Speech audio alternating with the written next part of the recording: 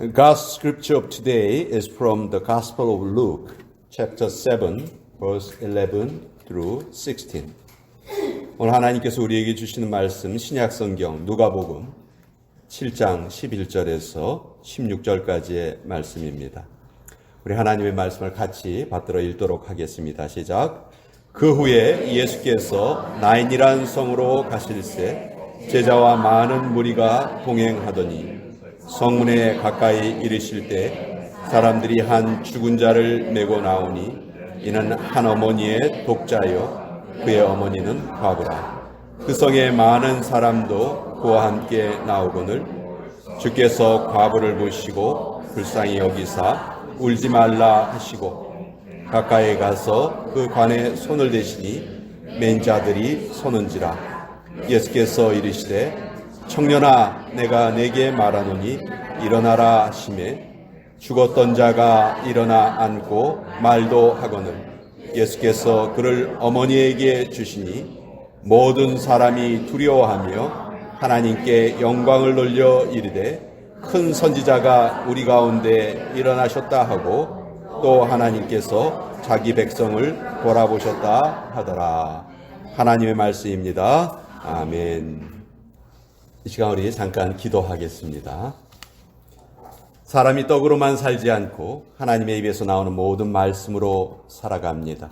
이 시간도 하늘의 양식을 진지하게 사모하게 하여 주시고 말씀이 우리를 어루만지시는 그런 복된 경험을 허락하여 주시옵소서. 예수님의 이름으로 기도합니다. 아멘. 어떤 시인이 이런 시를 남겼습니다. 만물에는 눈물이 있도다. 그런 시를 남겼습니다. 이 땅에 슬픔이 너무나 많고 또 그 슬픔으로 인해서 우리는 때로 눈물도 흘려야 되는 것이 우리의 현실입니다. 그렇지만 그 모든 슬픔 가운데에서도 자식을 자기보다 먼저 보내는 그것보다 더 큰 슬픔이 어디에 있겠습니까? 죽은 자식 앞에서 통곡을 하다가 기절까지 하는 그 부모들의 모습을 보면서 우리는 뭐라고 말할 수 없는 그런 아픔을 느끼게 됩니다. 최근에 저희 교단에 은퇴 목사님께서 딸이 하나 있으셨는데 교통사고를 당해서 먼저 천국으로 갔습니다. 그녀는 불과 37살이었어요. 또 미국에 살고 있는 소수민족 여성들을 위해서 아주 신실하게 봉사를 하던 청년이었습니다. 이 슬픔 앞에서 우리 동료 목회자들이 뭐라고 위로의 말씀을 전해야 할지를 몰라서 정말 막막했습니다. 그런데 이 은퇴 목사님께서 장례를 다 마치신 후에 이런 이메일을 동료 목회자들에게 보내주셨어요. 1살짜리 아이를 미국에 데리고 와서 목회자의 딸로 키우면서 이 아이에게 큰 꿈을 가졌습니다. 딸도 소수민족 여성들을 위해 봉사하면서 참 열심히 살았습니다. 그런데 이렇게 급작스럽게 보내고 나니 미안하고 아쉬운 것이 한두 가지가 아닙니다. 그럴지라도 하나님을 믿고 자랐기에 감사할 뿐입니다. 생명 주신 분께서 제일 합당한 때에 그 생명을 거두어 가셨기에 기쁨으로 보내드립니다. 제 남은 인생도 하나님께서 어리언이 잘 알아서 인도해 주시겠습니까? 제 딸의 장례 예배에 과분하게 사랑 베풀어 주심에 진심으로 감사드립니다. 여러분 혹시 최근에 슬프셨던 적 있으십니까? 무엇 때문에 낙심하셨습니까? 우리 예수님 의지하시고 모두 다 이겨내십시다. 오늘 본문에서도 정말 감당하기 힘든 그 슬픔을 당한 한 여인을 우리가 보게 됩니다. 근데 예수님께서 찾아오셔서 그 큰 슬픔을 가장 큰 기쁨으로 바꿔주십니다. 우리 인생의 모든 문제를 해결해 주실 분, 우리 예수님 한 분밖에 없는 줄 믿습니다. 오늘 이 시간 전능하신 하나님 앞에 예배하러 나오신 우리 모두에게 또 주님께서 해답을 주셨으면 좋겠습니다. 이 사건이 일어난 곳은 나인이라는 성입니다. 근데 이 나인이란 말은요, 이 이름 자체가 기쁨, 즐거움, 그런 뜻을 가진 그런 성이에요. 갈릴리 지역에 있는 아주 조그마한 마을입니다. 자, 지금 이 마을에 예수님을 따르는 많은 무리들이 도착을 했어요. 예수님과 함께 예수님을 따르는 무리들이 도착을 했습니다. 이들은 아주 기쁨에 들떠 있어요. 왜냐하면 본문 바로 앞에 적혀 있는 내용은 뭐냐면 예수님께서 로마의 그 백부장의 종을 고쳐주신 이야기가 적혀 있어요. 예수님께서 직접 병자를 만나서 고쳐주신 것도 아니고요. 그냥 말씀만 하셨어요. 멀리서. 근데 그 백부장의 종이 완전히 나은 것입니다.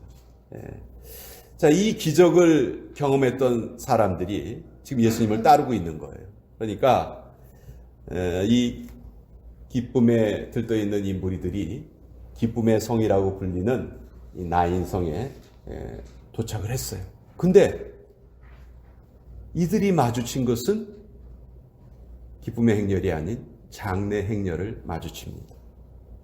자, 비통한 눈물을 흘리면서 통곡하는 그 죽음의 행렬, 그리고 기쁨에 들떠 있는 주님을 따르는 이 사람들이 마주친 이 묘한 광경, 이 광경을 여러분 한번 머릿속에 한번 상상해 보세요.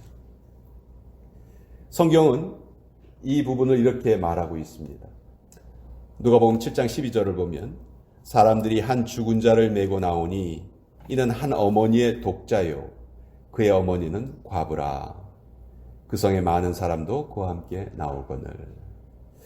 자, 사람들이 나인성에서 죽은 자를 지금 메고 나오고 있었어요. 모든 죽음은 다 슬프죠. 그렇지만 이 죽음은 더 슬펐던 이유가 있습니다. 청년의 죽음이었다는 거예요.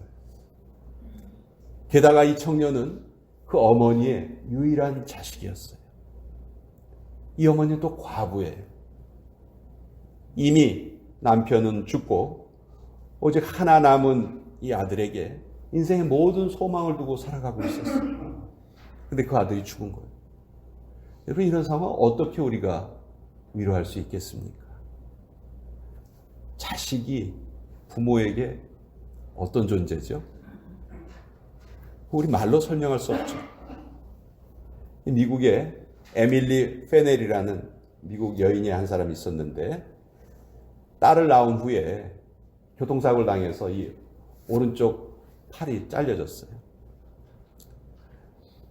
근데 이 여인이 나중에 기회를 얻어서 죽은 사람의 그 오른손을 기증을 받아서 이식 수술을 받습니다.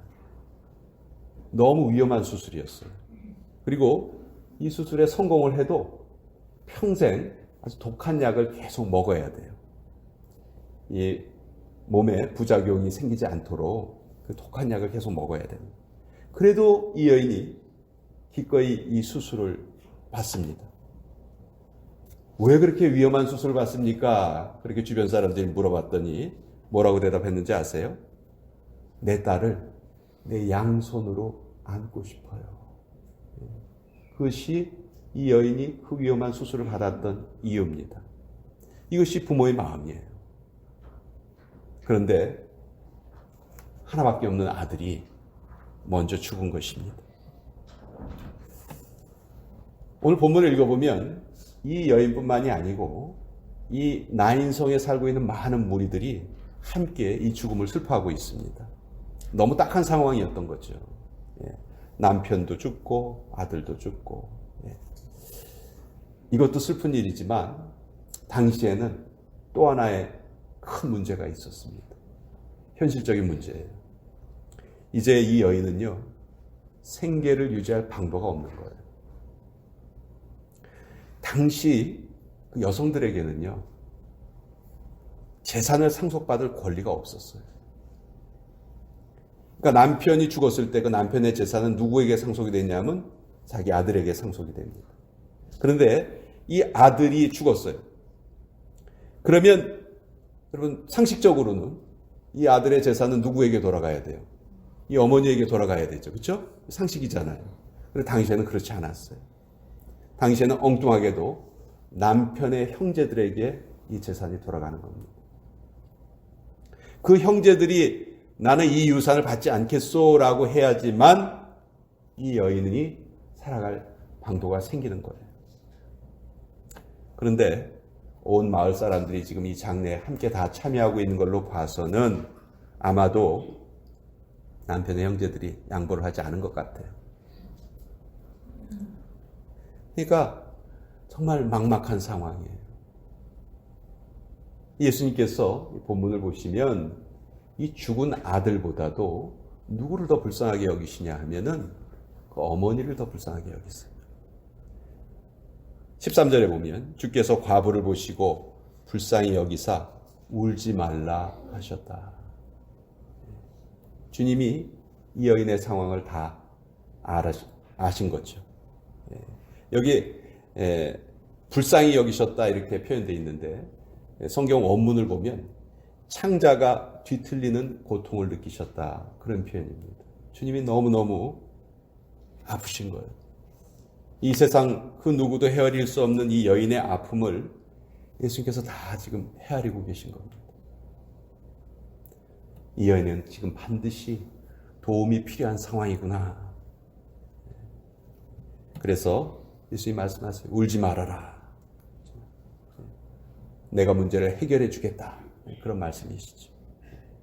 그리고 장례 행렬에 가까이 다가가셔서 그 관에 손을 대십니다.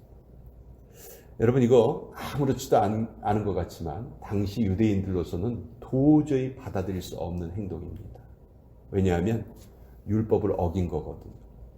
율법에 보면 민수기 10장 11절 사람의 시체를 만진 자는 이래 동안 부정할 것이다. 그래서 사람의 시체를 만지면 안 되는 거예요. 예수님께서 이 율법을 모르셨을까요? 왜 모르셨겠어요? 근데 예수님이 이 율법을 스스로 어기시는 거예요. 왜? 이 여인을 도우시려고 일부러 그러시는 거지.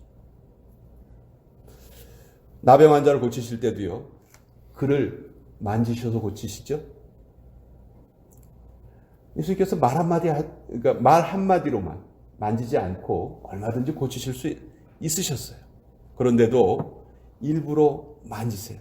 일부러 율법을 어기세요. 왜? 우리가 율법보다 더 소중한 존재라는 것을 예수님께서 우리에게 알려주시고 싶으셨던 거예요. 사실 죽음이라는 것, 죄로 인해서 오게 된 하나님의 심판입니다. 그 어떤 인간도 하나님의 판결이 내린 그 심판의 증거인 죽음 앞에 그 죽음에 손을 댈 자격이 없어요. 그러나 인간에게 내려진 그 죽음의 판결을 다루실 분은 오직 예수님 한 분뿐이시죠. 그래서 예수님은 죽은 자에게 명령을 하세요. 청년아, 내가 네게 말하노니 일어나라. 그랬더니 죽었던 자가 생명이 돌아와서 즉시 일어나 앉았다. 이렇게 기록을 합니다. 여러분 당시 유대인들이 사용하던 관은요. 뚜껑이 없어요. 뚜껑이 없는 관이에요. 시체가 갑자기 벌떡 일어나는 그 상황을 한번 생각해 보세요. 아마 이 옆에 있던 무리들이요. 기절을 해가지고 그냥 깜짝 놀라서 그냥 쓰러졌을지도 모르겠어요. 그래서 이 청년이 살아난 후에 이 옆에 있던 사람들의 반응은요. 기쁨 이전에 두려움이었어요. 16절에 보니까 모든 사람이 두려워하며 하나님께 영광을 돌렸다. 이렇게 말합니다. 여러분 죽은 자가 살아났다는 이 말이 믿어지세요? 믿으세요? 표정을 보니까 전혀. 네. 여러분 이 본문을 기록한 누가는 직업이 뭡니까? 직업이 의사예요. 의사. 네. 시체가 다시 살아났다는 것을 무턱대고 믿을 사람이 전혀 아니에요. 또 이 누가는요. 성격이 아주 꼼꼼한 사람이었어요. 자기 스스로가 그걸 인정을 해요. 누가복음 1장 3절에 보면 그 모든 일을 근원부터 자세히 미루어 살핀 나도 이렇게 얘기해요. 자기는 그냥 대충 넘어가는 게 없다는 거예요. 꼼꼼하게 살펴보고 자기가 오케이 해야지만, 그런 사람들이 있죠. 자기가 받아들여야지만 인정할 수 있는 사람들이 있어요. 누가가 바로 그런 사람이었어요. 그랬기 때문에 그 누가가 기록한 것이기 때문에 우린 더 잘 믿을 수 있다. 그런 말입니다. 여러분, 이 청년을 살려내신 후에 예수님께서 뭘 하셨는지 아세요? 15절에 보면 죽었던 자가 일어나 앉고 말도 하거늘 예수께서 그를 어머니에게 주셨다. 아까도 말씀드렸지만 예수님의 가장 큰 관심은 이 청년보다는 그 청년의 어머니셨어요. 어머니. 예수님은 이 죽은 청년을 살려내심으로써 그 아들의 죽음 때문에 이제는 사회적으로 거의 매장이 된 그 어머니도 살려내신 거예요. 죄송합니다. 여러분, 아까 나인성의 그 뜻이 뭐라고 그랬죠? 나인이란 말의 뜻이 기쁨이라고 말씀드렸죠. 사실 이 나인성에는요, 세상적인 기쁨이 가득한 곳이에요. 나인성은 그런 곳이에요. 그러나 그 세상적인 기쁨이 가득한 곳이라 할지라도 죽음이 그곳에 임하면 어떻게 됩니까? 모든 사람이 슬픔에 빠질 수밖에 없죠.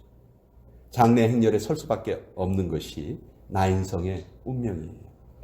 그런데 예수님께서는 그 장래 행렬 속으로 들어가셔서 상여를 붙잡으셨어요. 그 행렬을 멈춰주셨어요. 누가는 지금 이 말씀을 기록하면서 우리에게 비교해보라고 요구하고 있는 것입니다. 즐거움의 도시인 나인성 전체를 덮어버린 그 슬픔. 그렇지만 죽은 청년을 다시 살려냄으로써 그 즐거움을 다시 회복시켜 주신 예수님. 이 두 가지를 우리에게 지금 보여주고 있는 거예요. 저는 이 구절을 읽으면서, 이 본문을 읽으면서 좀 안타까운 면도 좀 있었어요. 왜냐하면 예수님에 대한 소문이 이미 사방에 다 퍼져 있을 때입니다. 그렇지만 이 나인성에 있는 사람들은 어느 누구도 이 세상을 떠들썩하게 했던 주님에 대해서 관심이 없어요. 자, 예수님이 그 성에 가까이 찾아오셨다. 지금 장례가 이 성에 벌어졌다. 그럼 그 중에 한 사람이라도 먼저 예수님을 찾아와서 예수님께 도움을 구할 것 같은데 그런 사람 한 사람도 없어요. 심지어 그 어머니조차도 주님께 은혜를 구하지 않았어요. 저는 이 여인에게는 아들이 죽은 것이 슬픔이 아니고 오히려 가장 큰 기쁨이다. 왜냐하면 이 아들이 죽지 않았다면 그 이 성에 있는 그 누구도 예수님을 만나지 못했을 거예요. 우리가 살다 보면 그런 걸 많이 보게 되는데 실제로 많은 사람들이 사랑하던 어떤 것과의 결별을 통해서 믿음을 갖게 되고 주님 앞에 나오는 것을 우리가 보게 됩니다. 본문의 사건이 일어난 후의 광경 한번 상상해 보세요. 그 눈물과 통곡이 가장 큰 놀라움과 기쁨과 환희로 바뀌었을 거예요. 이제 이들은 주님의 일행들과 함께 다시 성 안으로 들어가서 축제를 벌이고 즐거워했을 것입니다. 나인성이 그 이름 그대로 기쁨의 성으로 회복이 됐어요. 언제? 주님과 함께 하실 때. 예수님이 그 성에 함께 하실 때 그 성이 그 이름대로 기쁨의 성이 될 줄 믿습니다. 여러분, 혹시 아직도 우리가 해결받지 못한 문제가 있거나 고통당하는 어떤 상황이 있다면 그 이유를 아시겠습니까?